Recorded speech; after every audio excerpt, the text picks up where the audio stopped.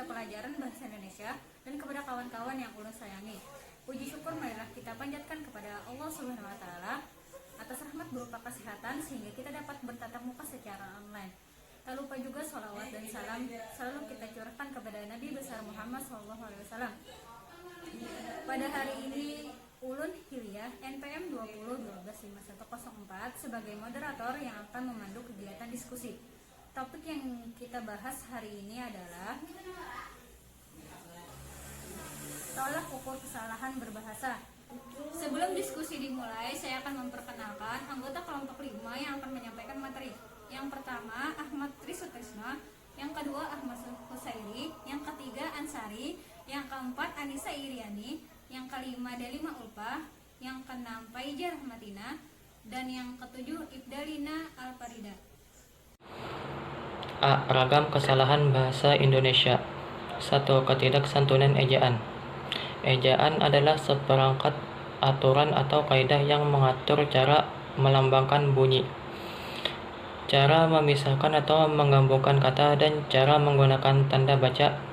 Ejaan yang berlaku sekarang adalah ejaan yang disempurnakan (EYD) yang diresmikan pada 16 Agustus 1972. Ketidaksantunan ejaan pada makalah yaitu A. Penulisan subjudul, B. Penulisan kata depan, C. Dan penggunaan tanda baca. 2. Ketidaksantunan diksi dan kalimat. Diksi adalah pilihan kata dalam mengungkapkan apa yang ingin disampaikan. Terdapat ketidaksantunan diksi dalam makalah yaitu berhubungan dengan pemilihan kata baku dan tidak baku. Kata tidak baku mentargetkan, kata baku menargetkan. Yang ketiga, ketidaksantunan paragraf. Kalimat-kalimat yang terangkai akan membentuk paragraf. Paragraf yang baik harus memenuhi persyaratan kepaduan. Persyaratan kepaduan ini dapat tercapai jika menerapkan penggunaan kata penghubung antar kalimat. Kata tetapi dan sehingga bukan merupakan kata penghubung antar kalimat. Sebaliknya, kata namun bukan kata penghubung intra kalimat, melainkan kata penghubung antar kalimat yang berfungsi menghubungkan antara kalimat yang satu dengan yang lain. Contohnya, sudah tidak bisa dipungkiri dalam kehidupan manusia, kebutuhan air minum merupakan faktor utama. Di berbagai belahan bumi, peningkatan kesehatan sangatlah berhubungan erat dengan masalah air minum. Yang terdapat dalam belahan bumi yang beriklim 4 musim dapat dikategorikan lebih baik. Namun, daerah yang beriklim 2 musim sangat dilema, terutama di Indonesia, yang sampai saat ini masih sulit mendapat standar kualitas air minum yang baik. Bismillahirrahmanirrahim. Assalamualaikum warahmatullahi wabarakatuh. Baiklah, pada kesempatan kali ini saya atas nama Ansari NPM 20.12.5081 akan melanjutkan pembacaan materi, yaitu pada bagian B mengenai kesalahan dalam bidang tata kalimat. Kalimat pertama contohnya, dengan semakin meningkatnya persentase usia lanjut akan memunculkan berbagai risiko atau permasalahan yang serius. Dari kalimat tersebut itu cukup jelas, artinya maksud yang diungkapkan di dalam kalimat itu dengan mudah dapat dipahami. Akan tetapi, apakah kalimat itu sudah efektif? Jawabannya tentunya belum. Karena kalimat itu belum memiliki unsur yang lengkap. Keefektifan sebuah kalimat tidak hanya ditentukan oleh kejelasan informasinya, tetapi juga kelengkapan informasinya dan juga kelengkapan unsur-unsurnya. Kalimat itu dikatakan memiliki unsur yang lengkap jika sekurang-kurangnya mengandung unsur subjek dan predikat. Kalimat kedua, akibat penuaan penduduk akan memunculkan konsekuensi sosial dan kesehatan masyarakat. Pada kalimat kedua ini mirip dengan kalimat yang pertama tadi. Perbaikannya adalah sebagai berikut. Contohnya, penuaan penduduk akan mengakibatkan konsekuensi sosial dan kesehatan masyarakat. Pada kalimat ketiga, Contohnya, WHO mengingatkan pertumbuhan absolut dan relatif jumlah penduduk usia lanjut akan membawa lebih banyak lagi manusia memasuki usia berisiko terkena berbagai penyakit. Contoh, WHO mengingatkan bahwa pertumbuhan absolut dan relatif jumlah penduduk usia lanjut akan membawa lebih banyak lagi manusia memasuki usia berisiko terkena berbagai penyakit. Untuk kesalahan dalam berbahasa Indonesia selanjutnya, pada bagian C, yaitu kesalahan dalam bidang tata bentukan. Pada bagian ini akan diperhatikan kesalahan-kesalahan pembentukan kata, baik dalam bahasa lisan maupun dalam bahasa tulisan. Yang pertama, penggalan awalan me. Penggalan pada judul cerita dalam surat kabar diperbolehkan. Namun, dalam teks beritanya, awalan me harus eksplisit. Di bawah ini diperhatikan bentuk yang salah dan bentuk yang benar. Contoh, Amerika Serikat luncurkan pesawat bolak-balik Kolombia. Ini adalah contoh yang salah. Contoh yang benar adalah Amerika Serikat meluncurkan pesawat bolak-balik Kolombia. Yang kedua, penggalan awalan ber. Kata-kata yang berawalan ber sering mengandalkan awalan ber, padahal awalan ber harus dieksplisitkan secara jelas. Berikut ini contoh salah dan benar dalam pemakaiannya. Misal, sampai jumpa lagi, itu adalah contoh yang salah. Yang benar adalah sampai berjumpa lagi. Nah, yang ketiga, peluluhan bunyi C. Kata dasar yang diawali bunyi C sering menjadi luluh apabila mendapat awalan me, padahal tidak seperti itu. Contoh, Ali sedang menyuci mobil, itu adalah contoh yang salah. Contoh yang benar adalah Ali sedang mencuci mobil. Yang keempat, penyengawan kata dasar. Ada gejala penyengawan bunyi awal kata dasar. Penggunaan kata dasar ini sebenarnya adalah ragam lisan yang dipakai dalam ragam tulis. Akhirnya, pencampuran antara ragam lisan dan ragam tulis menimbulkan suatu bentuk kata yang salah dalam pemakaiannya. Misal contohnya, nyopet, mandang, nulis, dan nambrak. Dalam bahasa Indonesia, kita harus menggunakan kata-kata mencopet, memandang, menulis, dan menembrak. Begitu. Jadi di sini sudah dijelaskan mengenai kesalahan dalam bidang tata kalimat dan juga bidang tata bentukan, dan tentunya disertai contoh. Mungkin itu saja pembacaan materi yang bisa saya sampaikan. Akhirul kalam, wassalamualaikum warahmatullahi wabarakatuh, dan bisa dilanjutkan pada pemateri selanjutnya. Terima kasih. Assalamualaikum warahmatullahi wabarakatuh. Perkenalkan, nama saya Anissa Iriani, NPM 20.12.5080. Di sini saya akan melanjutkan materi yang kelima, yaitu bunyi S, K, P, dan T yang tidak luluh. Kata dasar yang bunyi awalannya S, K, P, atau T sering tidak luluh jika mendapatkan awalan me atau P. Padahal menurut kaidah buku bunyi-bunyi itu harus lebur menjadi bunyi yang sengal. Contohnya, semua warga negara harus mentaati peraturan yang berlaku. Itu adalah contoh yang salah, dan yang benarnya adalah semua warga negara harus menaati peraturan yang berlaku. Yang keenam, awalan ke yang keliru gunaan. Pada kenyataan sehari-hari, kata-kata yang seharusnya berawalan ter sering diberi awalan ke. Hal itu disebabkan oleh kekurangcermatan dalam memilih awalan yang tepat. Contohnya, pengendara motor itu meninggal karena ketabrak oleh kereta api. Itu contoh yang salah. Yang benar adalah pengendara motor itu meninggal karena tertabrak oleh kereta api.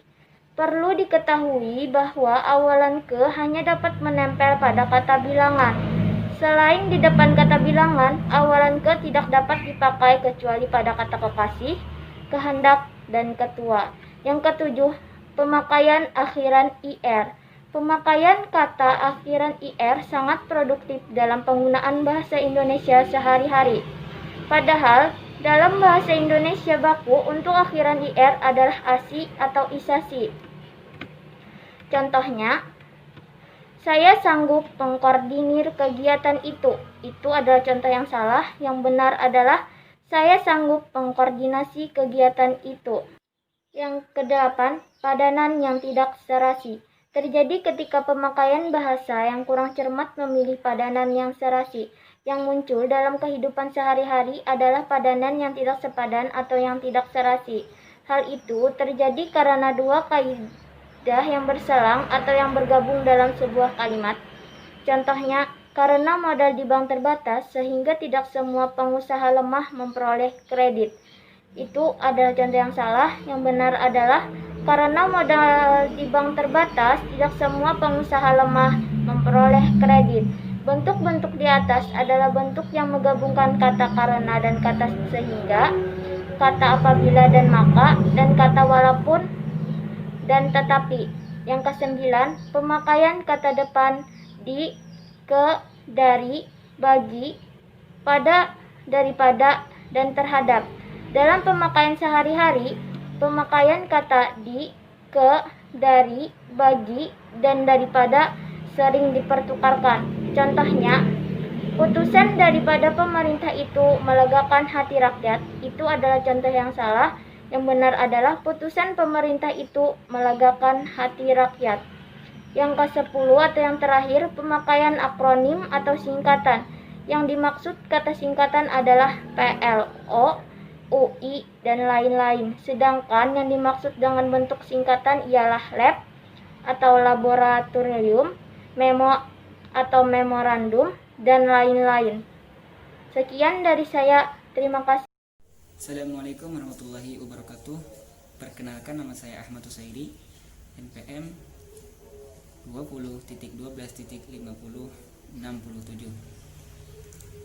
Di sini saya akan menyampaikan materi tentang kesalahan dalam bidang tata bunyi. Salah satu hal yang diatur dalam ejaan ialah cara pelafalan atau cara pengucapan dalam bahasa Indonesia. Pada akhir-akhir ini sering kita dengar orang melafalkan bunyi bahasa Indonesia dengan keraguan. Keraguan yang dimaksud ialah ketidakteraturan pengguna bahasa dalam melafalkan huruf. Kesalahan pelafalan dapat terjadi karena lambang atau huruf diucapkan tidak sesuai dengan bunyi yang melambangkan huruf tersebut. Kaidah pelafalan bunyi bahasa Indonesia berbeda dengan kaidah bunyi bahasa lain, terutama bahasa asing seperti bahasa Inggris, bahasa Belanda, dan bahasa Jerman. Dalam bahasa tersebut, satu bunyi yang dilambangkan dengan satu huruf, misalnya A atau G, dapat diucapkan dengan berbagai wujud bunyi tergantung pada bunyi atau komen yang ada di sekitarnya. Lain halnya dengan bahasa Indonesia. Ketentuan pelafalan yang berlaku dalam bahasa Indonesia cukup sederhana, yaitu bunyi-bunyi dalam bahasa Indonesia harus dilafalkan sesuai dengan apa yang ditulis. Tegasnya, lafal dalam bahasa Indonesia disesuaikan dengan tulisan. Dengarkan contoh berikut. Kalimat teknik, lafalnya salah, akan tetapi yang benar teknik.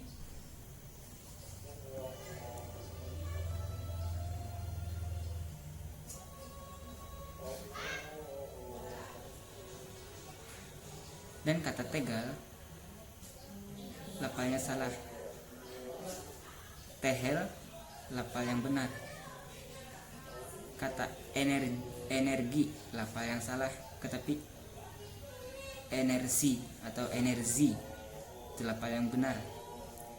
Masalah lain yang sering muncul dalam pelafalan ialah mengenai singkatan kata dengan huruf. Sebaiknya pemakai bahasa memperhatikan pelafalan yang benar seperti yang sudah dibakukan dalam ejaan. Perhatikan pelafalan berikut. TV itu lafal yang salah. Kan tetapi TV ialah lafal yang benar. Ada huruf M, T sama Q, bukan dibaca MTQ, bukan, akan tetapi MTQ. Itulah lafal yang benar. Hal yang perlu terdapat perhatian ialah mengenai pemakaian dan pelafalan huruf pada tulisan dan pelafalan nama diri. Di dalam kaidah ejaan dikatakan bahwa penulis dan pelafalan nama diri yaitu nama orang, badan hukum, lembaga, jalan, kota, sungai, gunung, dan lain sebagainya disesuaikan dengan kaidah ejaan yang berlaku, kecuali kalau ada pertimbangan lain. Pertimbangan yang dimaksud ialah pertimbangan adat hukum, agama, atau kesejahteraan, dengan kebebasan memilih apakah mengikuti ejaan Republik, Swendi, atau ejaan yang disempurnakan. Jadi pelafalan nama orang dapat saja diucapkan tidak sesuai dengan yang tertulis, tergantung pada pemilik nama tersebut. Demikian pula halnya dengan pelafalan unsur kimia, nama minuman, atau nama obat-obatan, tergantung pada kebiasaan yang berlaku untuk nama tersebut. Jadi pemakai bahasa dapat saja melafalkan unsur tersebut tidak sesuai dengan yang tertulis. Hal tersebut memerlukan kesepakatan lebih lanjut dari pakar yang bersangkutan. Perhatikan contoh berikut. Seperti halnya merek minuman, yaitu Coca-Cola. Bukan dibaca Coca-Cola, akan tetapi dibaca Coca-Cola. Seperti HCI, lafal yang benar HCI. Seperti CO2, lafal yang benar CO2. Kaidah pelafalan yang perlu dibicarakan di sini ialah pelafalan bunyi H. Pelafalan bunyi H ada aturannya. Bunyi H yang terletak di antara dua vokal yang sama harus dilafalkan dengan jelas. Seperti pada kata mahal, pohon, luhur, leher, sihir, dan lain-lain. Bunyi H yang terletak di antara dua vokal yang berbeda dilafalkan dengan lemah atau hampir tidak kedengaran, seperti pada kata tahun, lihat, pahit, dan lain-lain. Bunyi H pada kata seperti itu umumnya dilafalkan dengan bunyi luncur W atau Y, yaitu tahun, lihat, pahit. Aturan ini tidak berlaku bagi kata-kata pungut, karena lafal kata pungut disesuaikan dengan lafal bahasa asalnya, seperti kata mahir, lahir, kohir, kohesi. Assalamualaikum warahmatullahi wabarakatuh. Saya ingin melanjutkan materi yang selanjutnya, yang ke kemungkinan penyebab kesalahan. Ada beberapa faktor kemungkinan penyebab timbulnya kesalahan. Faktor-faktor itu dibedakan atas 3 macam, yaitu faktor pemakai bahasa, faktor lingkungan, dan faktor bahasa. Yang pertama, faktor pemakai bahasa. Pemakai bahasa amat besar peranannya dalam usaha menanggulangi kesalahan-kesalahan dalam berbahasa. Betapapun sempurnanya aturan bahasa, aturan-aturan itu tidak akan ada artinya jika pemakai bahasa itu sendiri tidak memahami dan sekaligus menerapkan dalam kegiatan berbahasa. Pembicaraan yang menyangkut faktor memakai bahasa ini akan dirinci sebagai berikut. Yang ke-A, kurang adanya kesadaran pihak pemakai bahasa. Jika kita amati pemakai bahasa seseorang, khususnya pelajar, mahasiswa, pemuka masyarakat, terlihat bahwa banyak di antara mereka berbahasa di luar aturan yang telah ada. Yang ke-B, masalah bahasa Indonesia. Misalnya, bukanlah hanya masalah para pakar bahasa atau guru-guru bahasa Indonesia, melainkan masalah seluruh warga negara Indonesia. Yang ke-C, kurang pahaman terhadap aturan bahasa Indonesia. Pengetahuan tentang aturan bahasa Indonesia yang benar amat penting, artinya bagi pemakai bahasa dan berbagai secara taat asas. Yang ke-D, ketidaksengajaan pemakai bahasa. Biasanya kesalahan yang tidak kesengaja ini disebabkan oleh beberapa faktor, seperti pembicaraan yang terlalu cepat sehingga tidak sempat menghadap memakai bahasa tersebut, pembicaraan belum berpengalaman atau belum biasa berbicara di depan orang banyak dalam situasi resmi sehingga ia menjadi gugup, situasi tenang sulit diciptakan, konsentrasi pemikiran tercipta. Dengan sering berlatih berbicara di depan orang banyak dan mengurangi kecepatan dalam berbahasa, kemungkinan besar kesalahan itu bisa dikurangi.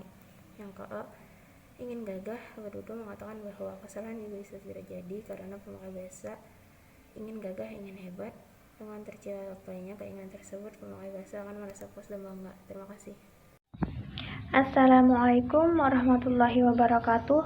Bismillahirrahmanirrahim. Saya Ifdalina Alfarida.